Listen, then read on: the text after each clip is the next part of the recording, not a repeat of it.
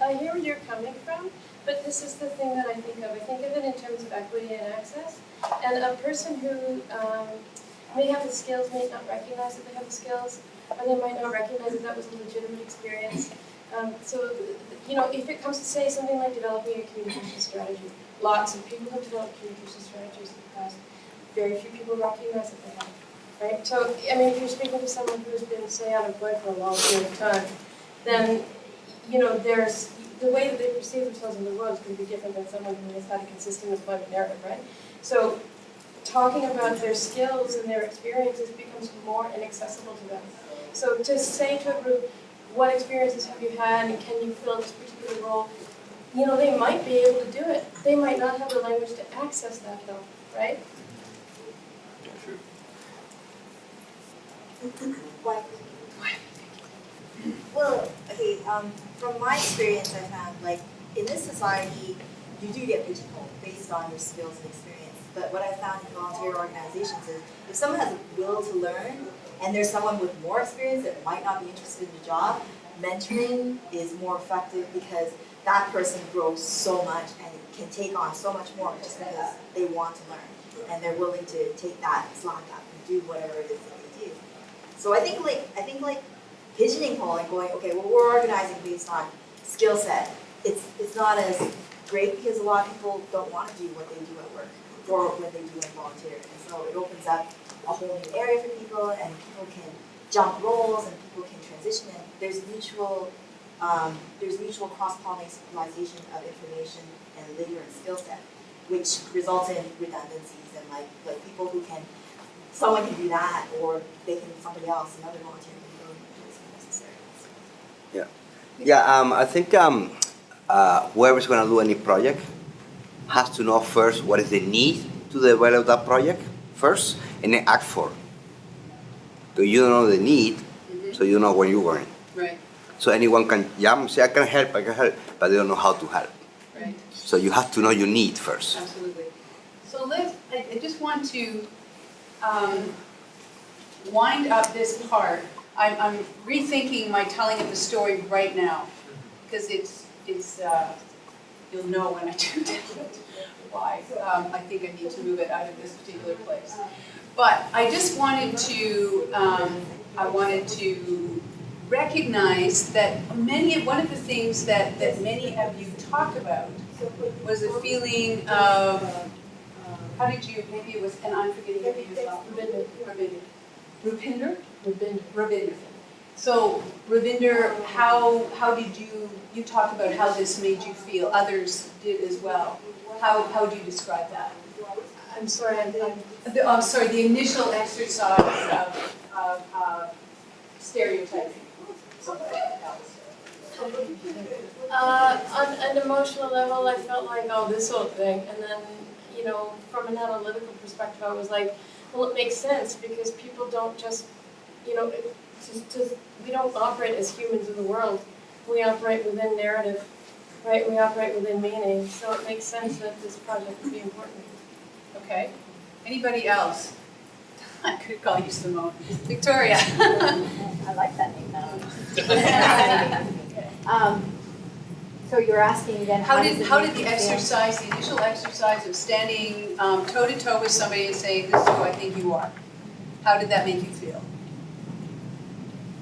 For me personally, it just made me feel like really kind of powerless in a way, because and I felt like I was just putting on all these limitations of this person, and I was afraid of being wrong in some ways. All right. This might be weird, but in a way, I kind of liked it just because my experiences being mixed, and I don't know, I changed because of my sun in the summer. I get lighter and darker, so throughout the year, I always get this experience where people always are like, I can feel the eyes, and they're like, "What are you?" And when I'm darker, it's like it gets more South American guesses, and when I'm lighter, it gets more like Portuguese. And if I straighten anyways, it changes based on what happens to my skin and my hair. But it's just for me, it's like it's the reverse, because it's like, okay, at least you're blatantly doing this, because it's an activity. I know that you're being asked to do this, because I don't know, sometimes it's nice when people are like, okay, I might be wrong, but I'm doing this to you. It's like they're actually telling me they're doing it to me instead of just doing it. I don't know. For me, I liked it. I know this sounds wrong. No.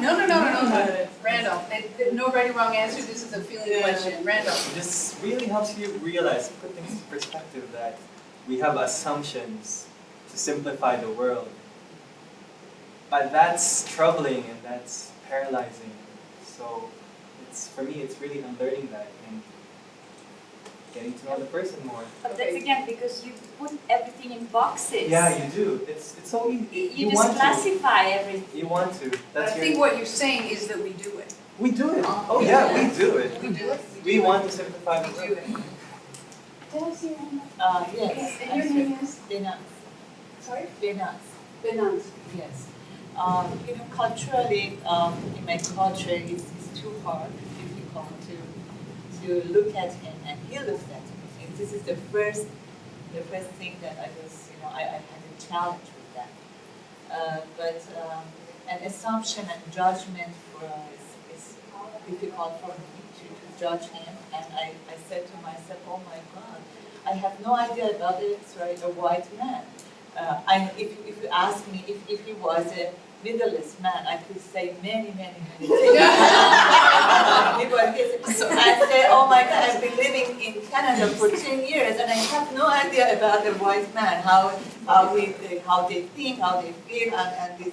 And on the other hand, it was very fun to see how he judged me as a white man and as a Middle-east woman. So that's it. Yeah, it was very interesting. Yes, and I haven't got your name. Shala? Pardon? Shala. Yeah. Got the name wrong, eh? Yeah. Actually, he named me purpley. That was non-judgmental. Yes, right. Just got it. I enjoyed it. Maybe we are from the same culture. Just looking at their eyes, and he was kind of trying to think or close the eyes. I wanted to see eyes, and I want to get deeper. I didn't like questions. First things I was looking at after name it comes automatically, are they happy or not? Okay, all right. Then I was trying to find it just looking at their eyes. Mm-hmm. I think what's interesting here, that it usually takes people a while to get to it, but when you put two people randomly like that, strangers, toe to toe in front of one another, and the cultural norms out of which all of us are coming, there might be some real gaps there. And so, there's going to be that level of discomfort right there, just, trying to cross that, never mind saying, I think you are this, and I'm going to give you a new name, and I'm going to, all of these things. What the word that some of you have said is discomfort. And that doing that exercise to enter into that just felt like, ooh, do I have to? This is, this feels very discomforting. So what we're doing in these couple of hours, I'm going to be going back and forth between stories, actually doing exercises like this, and then stepping back and reflecting on them. Why did this work? Did it work? Are there aspects of it that did not work? But one of the things that is so critical to this kind of learning is recognizing discomfort, getting in touch with your body, knowing your body, feeling that feeling, and then sitting with it. We think of what is the ideal learning situation. We might think of comfort, we might think of safety, those sorts of words. But if I had a chair here, I would be. Can I use your chair for sure? So I think of if I am comfortable, I slouch. I'm a real sloucher. So I'm like this, and I'm in a classroom, a learning situation. Do I look like I'm prepared to learn? No. No. I'm prepared to sleep, to read a book maybe, watch television, I don't know, not necessarily prepared to learn. But when we are sitting at the edge of our seats, both literally and figuratively, it's often driven by a sense of discomfort. We're paying attention. We're sitting with the discomfort, recognizing the discomfort, feeling the chemicals flowing through our body, and intentionally deciding, I'm not going to run. And you can run without moving. You know that. It is possible to just be completely out of this room, but yet your body's still here. So sit with it. Whatever the sort of ideal that you have that you want to leave this room with, the situation you want to go into to create yourself, a training situation or as a trainee yourself, you want to remember that yourself and train it with others as well, that I'm really feeling uncomfortable, name it. And then just be okay with that. Because I think it's an erroneous assumption that the best learning takes place when we are totally comfortable. Not so. So sit with your discomfort. This is the slouching comfort zone up here. And in here is the alarm zone. Now what can happen in a training situation, in an organizing situation where you are working towards a common goal of some sort, what might happen on occasion is that you or someone else with whom you are working goes over their discomfort zone and into alarm zone. And you can feel it. And if you are a good observer of the room, and absolutely necessary that you are a key observer, a very keen observer of the room, you can tell. You can tell by people's eyes, by their body posture, by the tone of their voice, or their withdrawal, or their aggression, or something. So you can almost always tell. So that people have left the room, that they are aggressive in the room, that something is going on.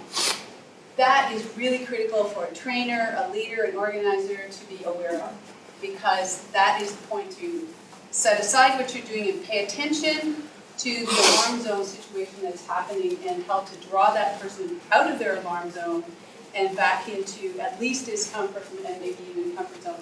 But as a trainer, what you want to do is to go back and forth between these two. You don't want to sit the whole time on the edge of your seat. Every once in a while, it is good to retreat into something where the topic is just about me, and I know about me, and there are no wrong answers and that sort of thing. But then being drawn out in this dialectic between comfort and discomfort. So just something for you to keep in mind. Okay, let's form a circle, standing off circle. Again, you just keep your decision making to yourself.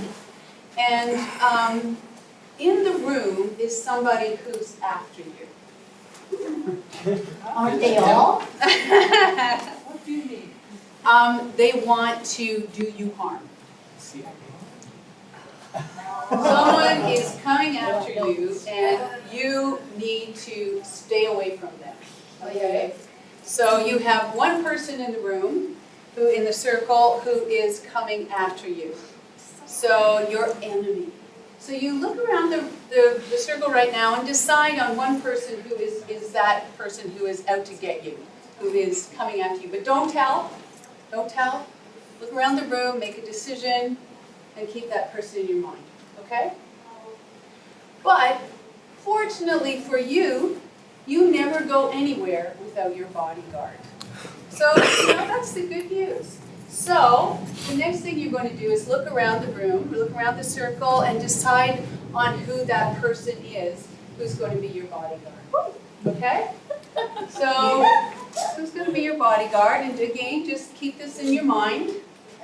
And so, if you want to make sure that that person is not going to do you harm, then it's usually a good idea